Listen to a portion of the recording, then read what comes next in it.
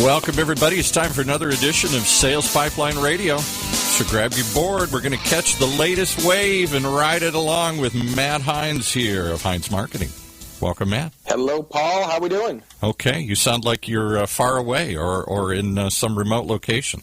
Am I echoey? Am I in a tunnel? Am I you sound a little like that, but we're a little better now. Okay. All right, well, that's good. Well, so got back last night from a great week down in Scottsdale, Arizona at the Content to Conversion Conference. It was a great week. One of my favorite conferences of the year. It's kind of the beginning of the late winter and spring conference schedule and really combines content and demand gen marketers together. So it was a good week and a good, segue to today's topic. We're going to be talking with Shannon Dougall, Vice President of Marketing at Uberflip, about content marketing, what's working. Hope you're going to ask her why this term Uber is so hot now. You're everywhere. It's Uber everything. Everything's to Uber. And somewhat controversial if you follow the news lately relative to Uber, the company. But no, I couldn't imagine a company further away from sort of Uber's cultural and PR woes than Uberflip and the work that they're doing. So excited to have Shannon on today. And Shannon, thanks very much for joining us. Hi, Matt. Thank you so much for having me.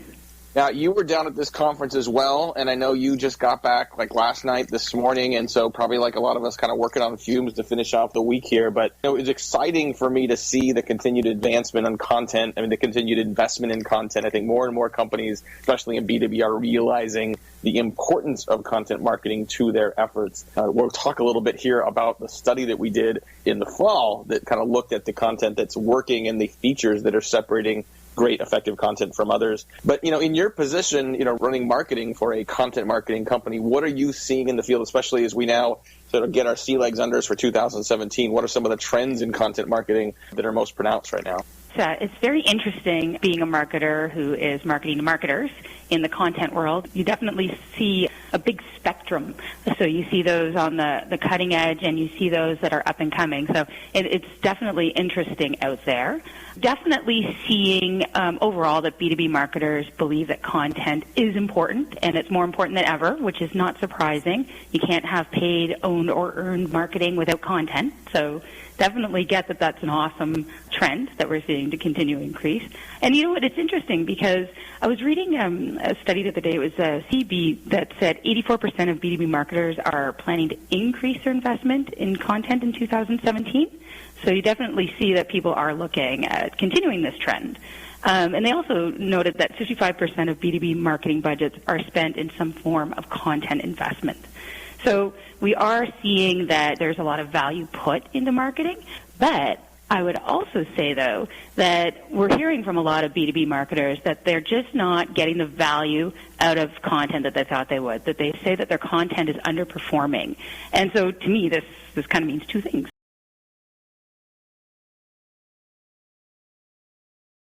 Either means that their content is not very good, or it means that the experience surrounding the really good content isn't performing to the way that the consumer of their content needs to perform. This morning on Sales Pipeline Radio with Shannon Dougall, who's the Vice President of Marketing at Uberflip.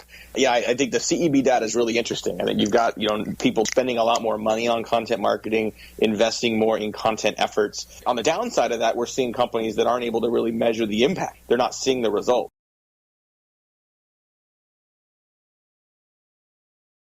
Some of that could be the measurement tools they do or don't have. Some of it could be that they're just producing more of the same content everyone else has. And, we did this study in the fall that really in part asked what helps effective content stand out. What were some of the features that you've seen? What are some of the elements of content that you're seeing across industries that is helping companies sort of not only gain attention, but really sort of drive the kind of education and engagement that companies are looking for? Yeah, you've touched on it right there. Speaking about engagement, for content to be successful, it definitely has to be engaging. And I think that there are a few elements to engagement that we need to think about. One is the type of medium. Different people like to consume their content in different ways. Some people like to read it. Some people like to listen to it. Some people like to interact with it. Playing with the different mediums of content helps with engagement. But I think there's another aspect to that, too, which is you have to be creating insightful, new, relevant content for your audience. Can't just produce content that everybody else is producing. Definitely see a loss in engagement, which kind of leads to the other area that I think is personalization or customized content is something else that is definitely a trend. And In addition to that, it has to be action-oriented. You can't just have a piece of content and not expect something to happen at the end of it. Engagement, personalization, action-oriented. I think that's really important. These are not hard problems or not hard challenges for marketers to address. These seem pretty common sense, but it really does stand out. And that last one is really important, I think, for people to think about. I mean, we're not expecting top-of-funnel content in complex B2B environments to close deals. We're not expecting you to read a blog post and buy necessarily right away. So talk a little bit about what does next step mean? If you've got someone at the beginning of a buying journey, at the top sort of a buying stage, what's some examples of next steps? There's a few things that I think we need to think about then when we're looking at that. So you get somebody in, they're interested in your top-of-funnel content, you're starting to educate them, you are now wooing them over with another piece of very relevant content. You understand their intent based on the actions that they've taken at the top of the funnel. And now you want to say, okay, let's get you into our database and make you a marketable future customer advocate instead of a buyer or prospect, because they're people, not just leads and numbers. We need to understand what it is that the consumer, individually, that consumer needs for the next stage of the buyer journey. Mapping out a buyer journey is so critical. They have different needs, different intents at every single stage of interaction they have with your organization, and the information requests are going to be very different. So I think first and foremost, understanding what their problems are, where they stand inside the buyer journey, and aligning your content to that. And then that is the best and most efficient way to get somebody to take action on your content. Let's talk a little bit about that content at the top of the funnel and the level of not just precision but discipline and patience required to make that work. And I specifically want to address some of the objections that I've heard from people relative to content marketing as the category has matured. Sometimes feel like they'd rather spend money on demand gen than on content. They're not convinced that measuring sort of attention and engagement is going to lead to a closed deal. And maybe again that's part of the reporting. I ask these questions mainly because I see these objections a lot from the marketplace, and yet there's ample evidence throughout the market. I mean, when there's an investment in content marketing, that is such a more efficient investment. I mean, you get such a higher ROI over time from investing in the right type of content and engagement platforms and strategies, but that isn't an immediate return. When you guys see that in your pipeline, when you see that from your customers, how do you address that, and how are your customers then, even in their own environment, that maybe buy Uberflip and yet still are educating their executive teams on why this is important? What are the messages and angles that they're using there? Yeah, that's a great question, actually. I think that I was asked this the other day, C2C, actually. The question was, what do I value more? Do I value more in terms of engagement, or do I value more in terms of demand generation? I think the simple answer is you need both. You can't have one without the other. And I think that the beautiful thing is that we understand as smart marketers that you definitely need to have that engagement in order to educate the consumer of the content. You need to put the effort in to get your prospect or your future customer understanding that there's going to be value with your brand. So you do have to put that in place. But I'm starting to see that content marketers are connecting the content to lead to revenue attribution dots, which I think is amazing, because that's the best way to show your CEO or your board that investment in content actually has true revenue results. So historically, we were measured on engagement and sort of stopped there, considered more of a cost center. And of course, that is, like I said, very important. But being able to tie this to the impact on revenue, it gives content and the marketer themselves the muscle to prove the valuable element of marketing. I think it's interesting to sort of think about the evolution of that understanding inside organizations. And sometimes it's not just putting direct ROI on the content, but the marketing organization itself adopting that profit center mentality. Have you seen that as well with a lot of your client organizations when they adopt the executive dashboard as their own dashboard? Is there a greater level of patience that starts to exist? Do those organizations get more time to be able to prove this impact? Absolutely. Absolutely. Actually, I would say that, we're starting to see a trend as well that if you're doing your content marketing in general, but specifically content marketing right, that you can align your content across the entire revenue engine. So what I mean by that is you look at marketing and you look at sales and success. Every interaction that a prospect would have with your organization during the buying process, and this can have a significant impact on revenue. If you look at the content at the top of the funnel as an awareness stage, stage, you know that you need to scale that content throughout the entire buyer journey in order to recognize that impact. And I think that having buy-in at the top of the funnel, when you're producing content at the top of the funnel and you see the revenue impact that it has as it goes through, you can then start to attribute pipeline to the content. We actually, in our study, we did see that an increase in content investment has a positive impact on pipeline, and vice versa. A decrease in content investment has a negative impact. So it's just interesting to see. The differences are stark, right? And I think that enough companies that are investing in content marketing, we're starting to see this a little bit in sales enablement as well, where there's enough companies doing it, enough companies not doing it, where you can look at not only how they're executing on these strategies, but then you can look at what's the impact for the overall organization. And even without necessarily knowing, how much pipeline each individual blog post creates, because that's just kind of a ridiculous question in general, right. There's direct correlations, between all of this happening. Just spending time today on Sales Pipeline Radio talking to Shannon Dougall. She's the Vice President of Marketing at Uberflip, a fantastic, fast-growing company in the content marketing growth space. I want to ask you, before we have to head to break here, Shannon, the sometimes controversial question in terms of creating content. Should sales professionals be tasked with creating content for their organization? My opinion on this is that marketing should support sales needs in creating the content.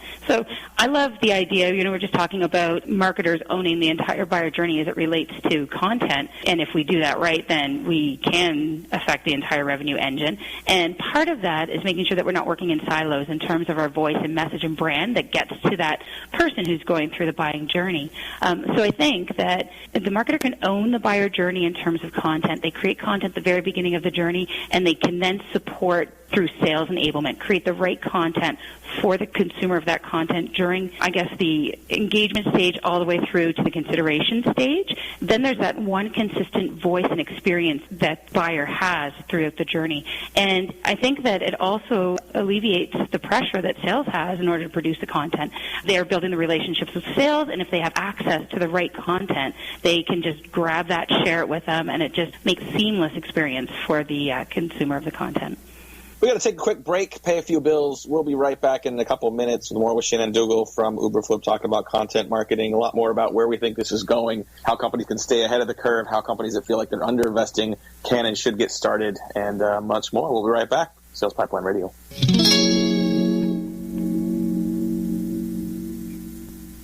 Whether you're producing a seminar series, users conference, lunch and learn, or exhibiting at a trade show, Validar has a solution. From capturing leads at trade shows to managing on-site registration, tracking session attendance, gathering information, and providing sponsors lead retrieval, we have a full suite of solutions for you. Since 2005, Validar has been turning corporate events and trade shows into better business. Call 888-784-2929 or visit us at validar.com. In a world where the speed of innovation and change in B2B marketing has never been greater, the only thing bigger is the need for clarity, for a blueprint, for a guide to what's really working and how to apply it specifically to increase sales pipeline growth, velocity, and conversion.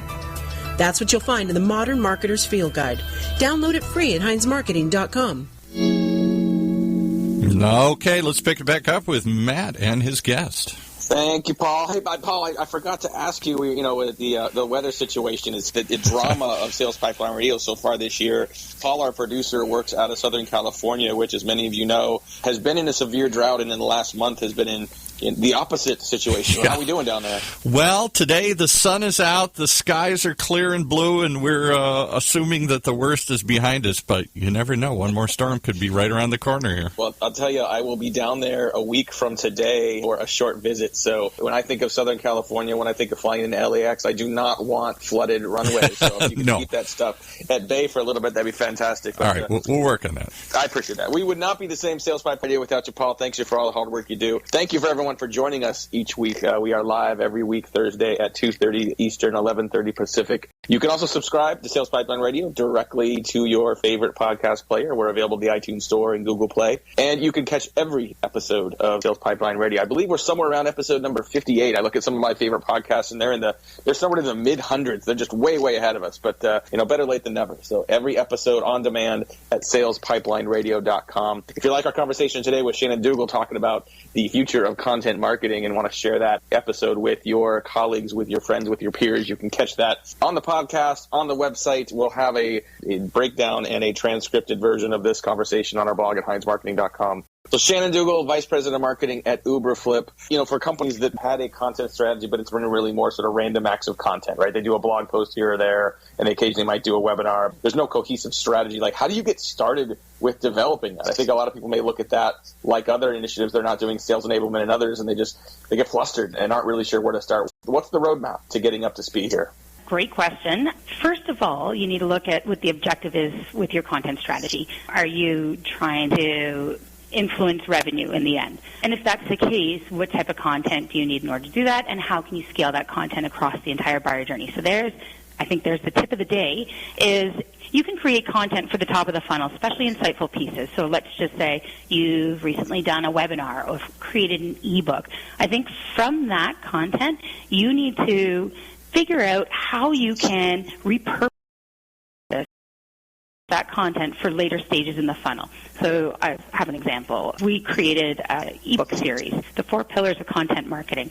And we created, it was a bundled series of 4 ebooks, and we were interviewing and talking to experts in the marketing industry. And we now pull from that in order to provide some stats, and we pull that information and put it into our sales deck so that when one of our AEs is talking to somebody, they can say, oh, hey, look, here's an expert in the industry who's talking about this really relevant point. So I think because, we know that marketers are busier than ever.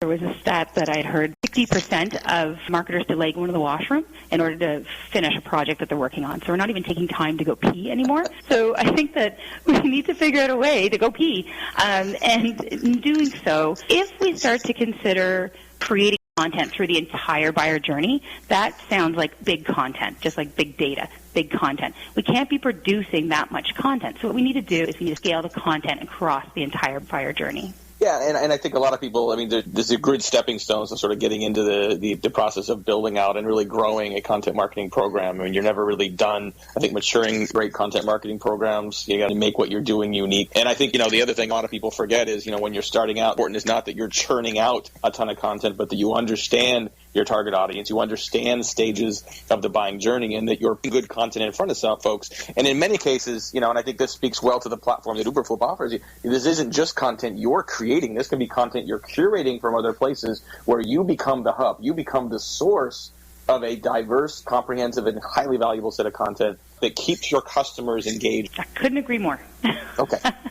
Excellent. Good color commentary. So what should we be thinking about moving forward? I think the market is going to continue to diversify. It's interesting. We weren't doing a podcast even just a year and a half ago, and this has become a critical part of our strategy. Should people think about measurement? Should they think about diversity of formats? Is alignment with the buying journey sort of most important? How would you sort of stack rank those in terms of priorities of program design for marketers moving forward? Yeah, so I think that when I was looking through the study that we had done, it was interesting for me to see that when people were putting value on content and the outcome that they were looking for, most had put it on the engagement level, which understandably makes sense. We do certainly want engagement with our content. That's the first step to making sure that our content is successful. But what I thought was super interesting is that there was a much lower number who had put importance on customization or personalization of content. And I think that we're going to start to see an uplift in that. I think the trend is going to be that we need to get to that point. I keep talking about the Netflix era versus the Blockbuster era. Back in the day, Blockbuster was very generic, alphabetized. It wasn't personalized. They didn't know what I wanted when I walked into Blockbuster. But if I turn on my Netflix today, right away it's serving up content that they know based on who I am and what I've done in the past, of what I'd like to see right now. And so the consumers of content, like I'm a consumer of the Netflix content, I expect to be given content that only I'm interested in. And I want to see that from B2B organizations as well now. So I think that there's going to be an uplift in that personalization or customization of content for those buyers who are coming in based on segment, based on where they are in the buyer journey.